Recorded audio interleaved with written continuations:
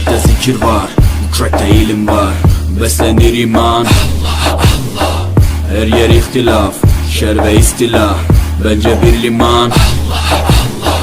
Gerçekte kitapta yazılı bu Kur'an. Dur bak burada flow mus'ab, anlatır hak kitap, yalan ve hakikat, cabası tarikat. Sana yobaz derler, böyle olmaz derler. Onlar gibi düşünmedikçe çoban derler.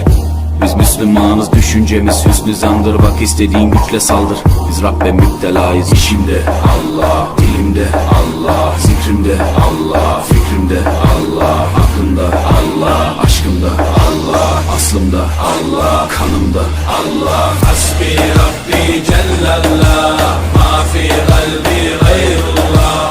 Nur Muhammed sallallahu, la ilahe illallah. Hasbi Rabbi Cellallah, ma fi kalbi gayrullah. Nur Muhammed sallallahu, la ilahe illallah. Bu benden bir davet, nefse ikamet, hem de tek çare Allah. Bu hayat imtihan, şeytandan intikam, sayısız iltifat Allah. Güvendiğin dağlara kar yağar bak ancak Allah asla seni satmaz. Düşünce kalkmalısın, şükürle kalmalısın, desin hep kalp atışın Allah. Günahla esti yerler, daha gençsin derler.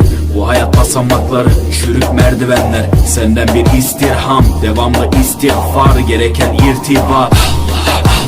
İşimde Allah, dilimde Allah, zikrimde Allah, fikrimde Allah, aklımda Allah, aşkımda Allah, aslımda Allah, kanımda Allah. Hasbi Rabbi Cellallah.